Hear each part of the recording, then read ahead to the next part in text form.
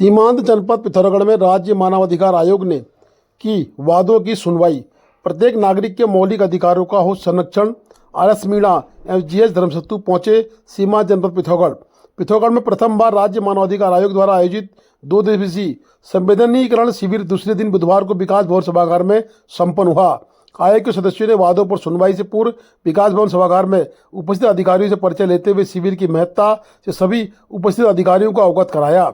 आयोग के सदस्य जीएस धर्मसत्तू ने बताया कि संविधान द्वारा प्रत्येक नागरिक को मौलिक अधिकारों द्वारा संरक्षण प्राप्त है, तब प्रत्येक व्यक्ति का कर्तव्य है कि संविधान द्वारा प्रदत्त मौलिक अधिकारों की जानकारी आम जनमानस तक अपने स्तर से पहुंचाने का प्रयास करें। उन्होंने मुख्यतः सामाजिक कार्यकर्ता, एक्टिविस्ट तथा पत्रकारों से अनुरोध करते हुए कहा कि प्रत्येक नागरिक तथा उनकी मौलिक अधिकारों की जानकारी पहुंचाने तथा नागरिक की समस्याओं को उजागर करने के लिए आयोग को संज्ञान में लाने का विशेष योगदान दे सकते हैं।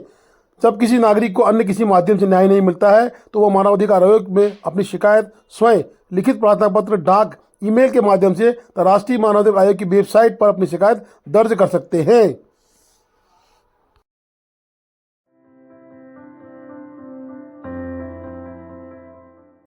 मुनस्यारी के रालम में हुई इमरजेंसी लैंडिंग।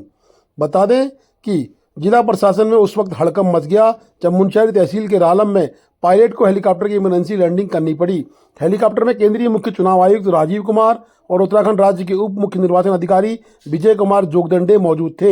हेलीकॉप्टर की इमरजेंसी लैंडिंग की सूचना मिलने पर जिलाधिकारी विनोद गिरी गोस्वामी ने खुद आपदा कंट्रोल रूम पहुंचकर स्थिति की जानकारी ली। उन्होंने बताया कि केंद्रीय मुख्य चुनाव आयुक्त राजीव कुमार और उत्तराखंड राज्य के उप मुख्य निर्वाचन अधिकारी विजय कुमार जोगदंडे को लेकर हेलीकॉप्टर मीलम की ओर जा रहा था, लेकिन खराब मौसम के चलते मुनस्यारी के रालम में इमरजेंसी लैंडिंग करनी पड़ी। जिलाधिकारी के अनुसार सब कुछ सामान्य है, परंतु घने कोहरे में फंसे हेलीकॉप्टर को खेत में इमरजेंसी लैंडिंग कराई, जिससे दोनों अधिकारी बाल बाल बचे हैं। प्रशासन के हाथ पांव फूल चुके थे, परंतु जब सैटेलाइट फोन के माध्यम से वार्ता हुई, वार्ता के अनुरूप उनका हेलीकॉप्टर खेत में उतार दिया गया है और वो लोग सुरक्षित हैं। उसके बाद जान में जान आई है। जिलाधिकारी द्वारा बताया गया कि एक हेलीकॉप्टर की लैंडिंग रालम में हुई है। रालम हमारा एक रिमोटेस्ट विलेज है जो मुनस्यारी से आगे पड़ता है और वहाँ पर उस हेली में 3 लोग हैं, जिसमें कि हमारे राज्य के अपर मुख्य चुनाव अधिकारी और जो सीईसी सर हैं और उनके एक पीएसओ ये भी हैं। इसके अलावा हेली टीम है। सभी लोग सेफ़ हैं और मेरी पर्सनली बात हुई है टीम से, 3-4 बार बात हो चुकी है। सैटेलाइट फ़ोन है, बाकी सारी फैसिलिटीज़ वगैरह हैं और मौसम खुलने का वेट कर रहे हैं। मौसम खुलेगा तो उसके बाद फिर फ्लाई कर सकते हैं। Thank you.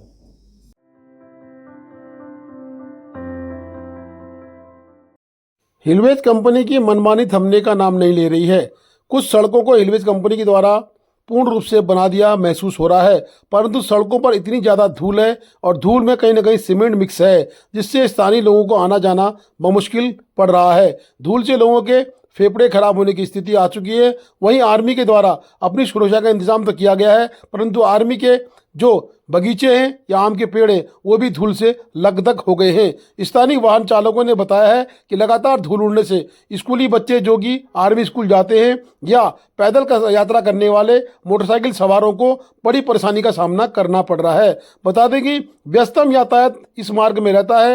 लगातार यातायात होने से इस मार्ग में धूल भरी रहती है। पानी का छिड़काव नाम मात्र का भी नहीं हो रहा है। प्रशासन की बात को हिलवेज सुनता नहीं है, चाहे वो जिला प्रशासन हो या भी धारचूला का प्रशासन हो। कहीं ना कहीं हिलवेज की दादागिरी पूर्ण रूप से चल रही है।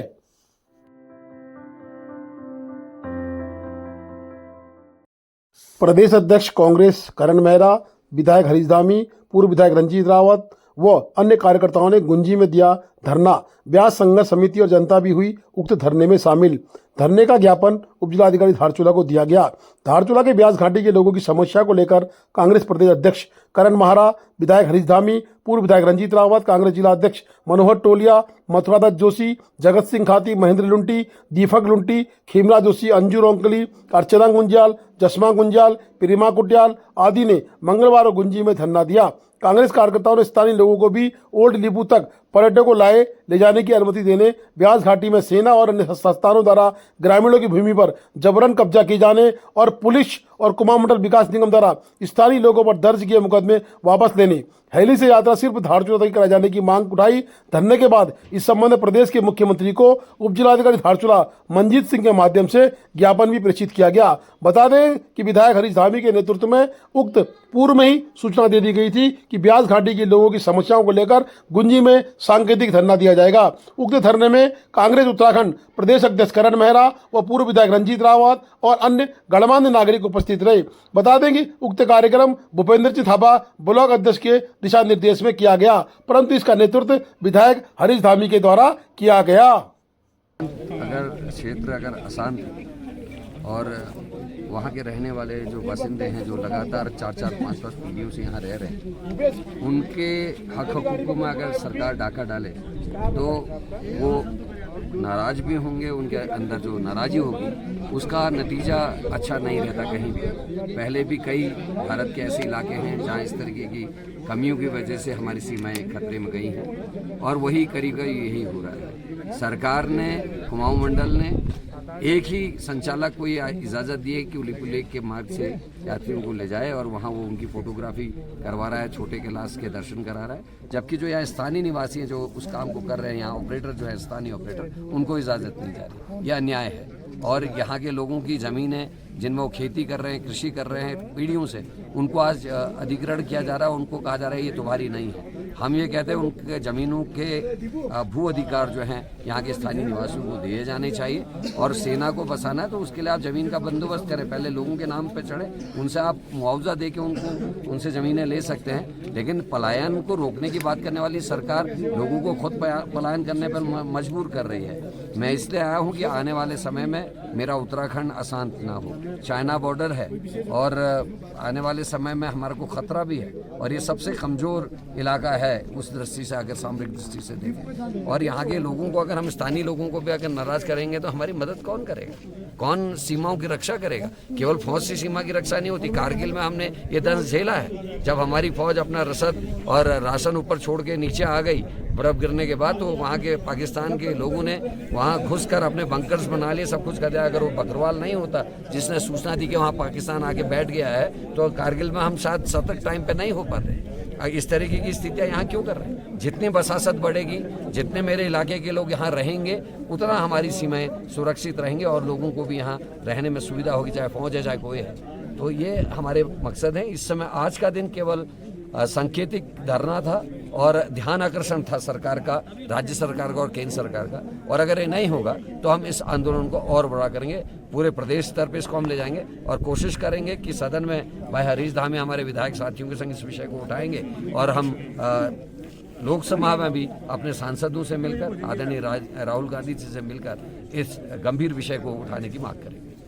Thank you. उनका दीर्घ ठहराव हो, यहाँ लोग रहें और हमारी सीमाएं भी सुरक्षित हों। बहुत छोटी छोटी मांगों के लिए यहाँ सीमांत संघर्ष समिति ने जो है धरना रखा था, जिसमें कांग्रेस ने भी सहभागिता की है। हमारे प्रदेश अध्यक्ष जी आए हैं, यहाँ के विधायक जी ने मामले को उठाया है, हम लोग आगे भी उठाएंगे।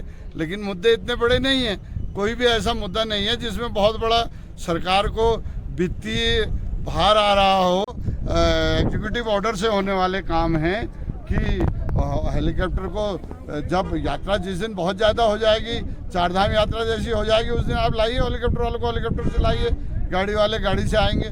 लेकिन आज के दिन में जब शुरुआत हो रही है और लोगों ने बैंकों से लोन लेके अपने संस्थान बनाए, किसी ने टैक्सी ली है, किसी ने होम स्टे बनाया है, किसी ने चाय के खुमचे लगाए हैं, कोई मैगी बेच रहा है, कोई गाड़ियों की सर्विस स्टेशन खोलेगा, कोई पेट्रोल पंप खोलेगा, तो उन सब के हितों पर कुठाराघात करते हुए सीधे देहरादून, पिथौरागढ़ या दिल्ली से हवाई सेवा चलाना ये बिल्कुल तर्कसंगत नहीं है और क्षेत्रीय हित में नहीं है।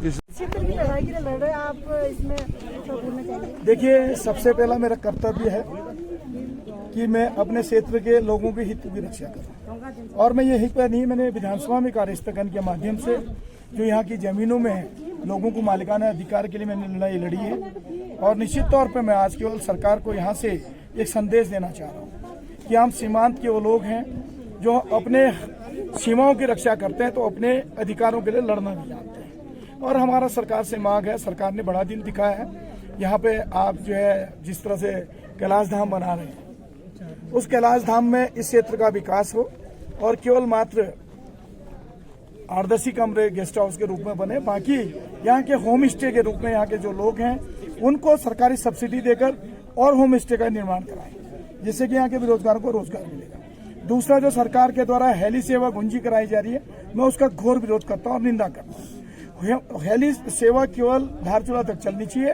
धारचूला से ऊपर का जो काम है, हमारे ब्यास क्षेत्र के जो युवा बेरोजगार हैं जिन्होंने बैंकों से ऋण लेकर अपने लिए गाड़ियां खरीदी हैं प्राइवेट टैक्सी के रूप में, उनको जो है रोजगार का अवसर प्रदान कराया जाए और आने वाले लोगों को ये भी तो पता चले कि इस क्षेत्र में इसकी खूबसूरती के साथ साथ यहाँ के लोग कितनी कठिनाइयों से अपना जीवन यापन कर रहे हैं। ये हमारी सरकार से मांग है। और एक ब्यास संघर्ष समिति के जो हमारे साथियों ने इस ब्यास घाटी की लड़ाई के लिए आवाज उठाई थी, उन पे जो एक फर्जी मुकदमे लगे हैं, उन मुकदमों को वापस लेने की मांग हमारी है। और मेरा चौथा मांग है कि जो एक बाहर के टूर ऑपरेटर कंपनी को आपने ओल्ड लिपू से कैलाश दर्शन का जो एकमात्र उसको परमिशन दिया है, हम चाहते हैं कि उसमें सबसे पहला अधिकार इस ब्यास घाटी के लोगों का होना चाहिए, चाहे होम स्टे वाले हैं या यहाँ के जो है हमारे टूर ऑपरेटर हैं या जो यहाँ पे गाइड के रूप में जो है काम करते हैं, उनको इसका अधिकार मिलना चाहिए। क्योंकि कैलाश मानसरोवर यात्रा रुकने से सबसे बड़ा नुकसान ब्यास घाटी के लोगों का हुआ है। तो सरकार को इसको ध्यान आकर्षित करते हुए यहाँ के लोगों को जो पोनी पोर्टर के रूप में या घोड़े खेचरों से या टूर ऑपरेटर के रूप में या फिर आपके टूरिस्ट गाइड के रूप में जो काम करते थे, उनकी पीड़ा को देखते हुए ओल्ड लिपू का परमिशन भी सबसे पहले उनको दिया जाना चाहिए, ताकि वो अपने जितने भी उनके जो गेस्ट आए उनको उसका दर्शन करा सके और इस कैलाश की भूमि की, इस ब्यास ऋषि की तपोभूमि में वो अतिथियों का स्वागत कर सके। वो अवसर हम लोगों को मिलना चाहिए। Please do like, share and subscribe DCL News.